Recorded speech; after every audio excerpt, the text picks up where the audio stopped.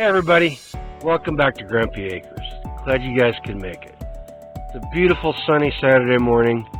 Thought we'd do a little bit of filming. Thought we'd catch you up on what's going on. This video, we're out by the feed shed. You know, one of the problems we have in the wintertime is it gets dark really early and it's dark really late in the morning, and it's hard to see out here. I wanted a solution where I could not have to worry about grabbing a headlamp or a flashlight and dragging it out here and working with one hand, and I wanted something where I could see.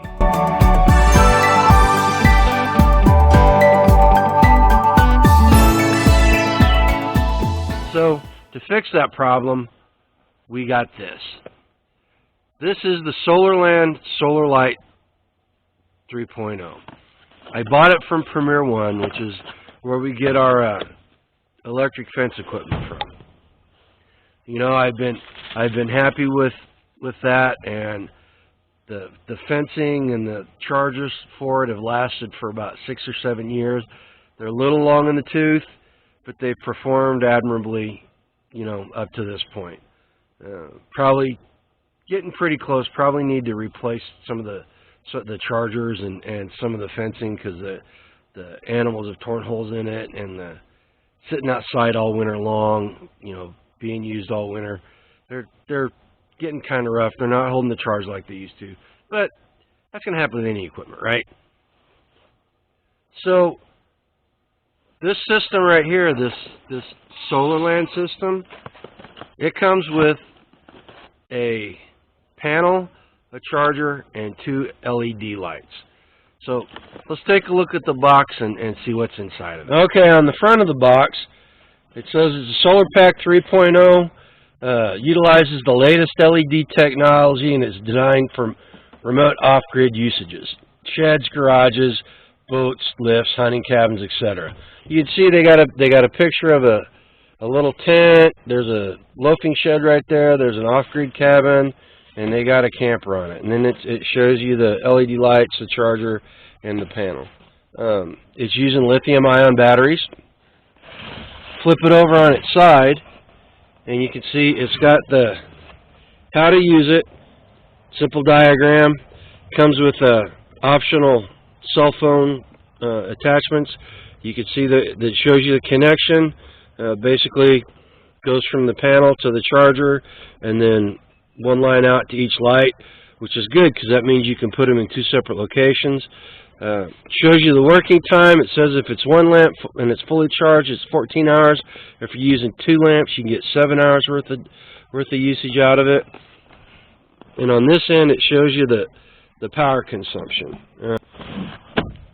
And on this end, it shows you what it looks like in the day and the night. And it's also got, and this is something I didn't know until after we bought it. If you look right there, I don't know if you can read that. It says designed in Australia by Solarland Australia.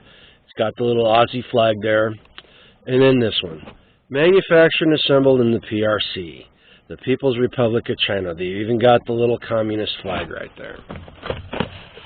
Now look, if you guys have been watching this channel for any amount of time, you know that Yoda and I try not to buy things made in China.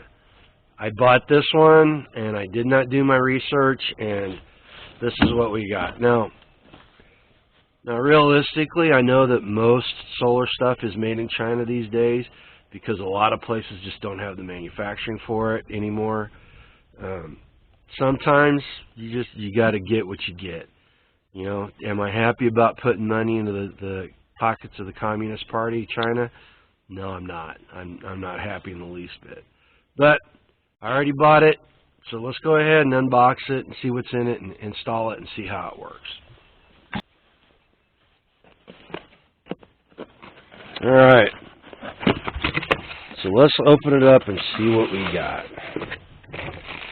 So, we've got the power charger, we've got a bag full of USB accessories, we've got the 2 LED lights,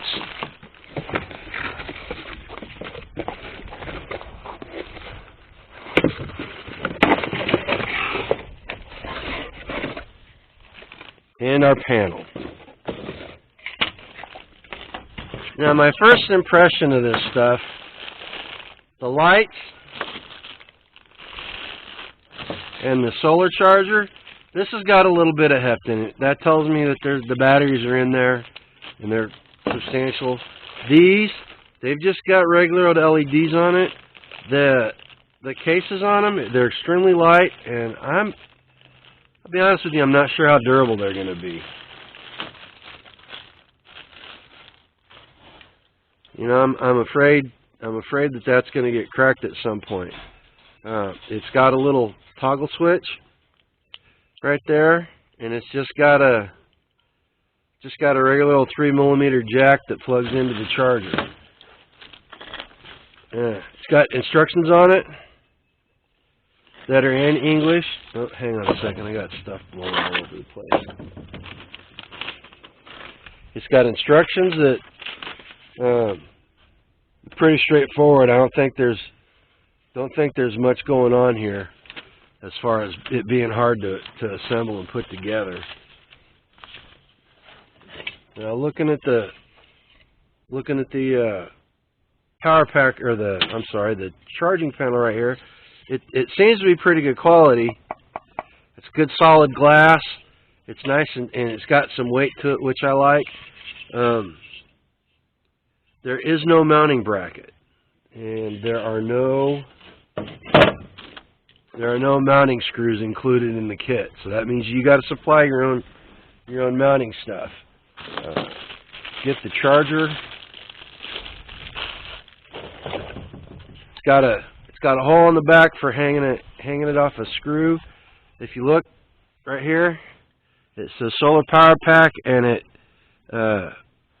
gives you indications what the lights are. You've got red LED that it's charging, green that it's fully charged, red that it's on and working, and if red is off, that means it's low voltage.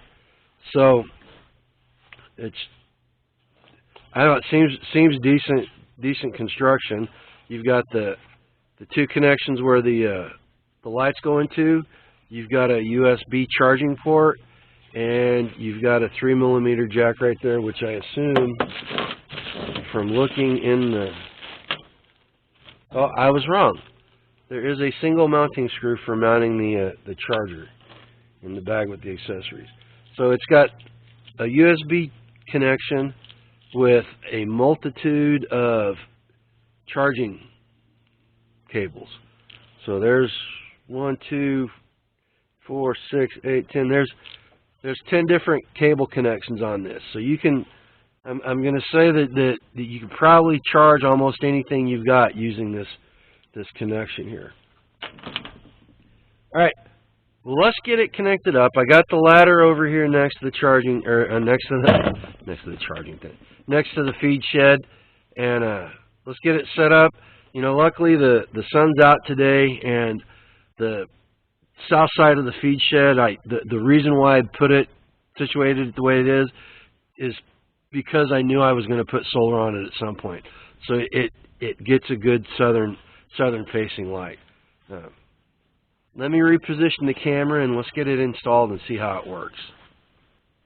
Like I said, there's no mounting bracket on the back of the panel itself. So what I did was I took a couple of screws and drove them into the wood up top, and I put one down below.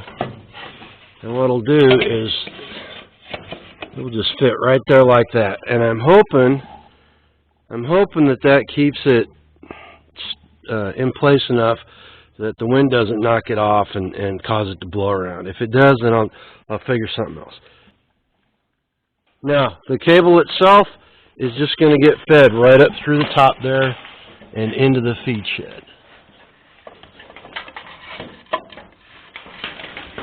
So after we ran the cable in the inside of the wall, we brought it down here and we mounted the solar power pack. Now, I'm not going to lie, I went to drive the little screw in, and it stripped out because the wood was so hard and the metal on the screw was so soft. So I ended up using a nail instead. And it just fits right back on there, believe it or not. There we go. And it fits right back on there. As you can see, it says that it's charging. So the next thing to do is we need to run the lights on the inside. Alright, we got the lights run. All I did was went up over the rafters and then brought them down. Each one of the lights has its own switch, and I just turned them on so we can come down here to the charger, hit the power light, and you can see the lights go on. How bright are they? You know, it's really bright outside right now, so it's hard to tell. I'll be able to tell better tonight whenever the lights go out. Well, there you have it. There's the installation of the Solarland Solar Lighting System from Premier One. Manufacturer resale price was $49.99.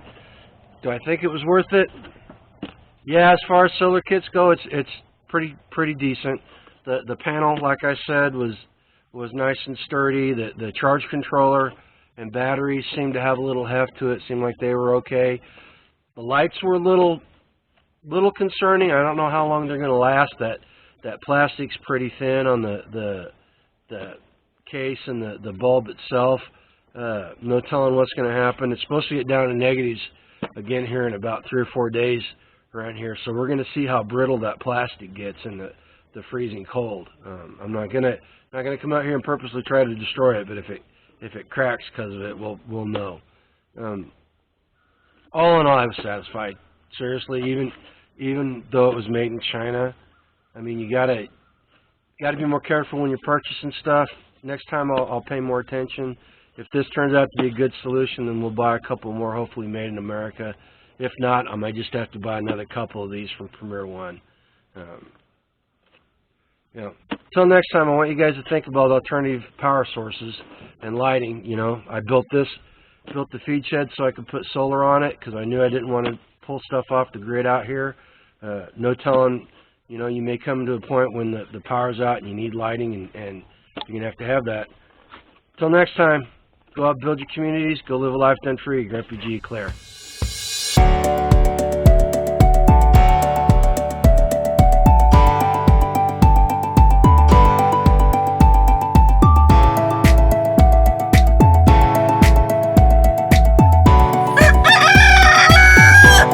Thanks, Milo.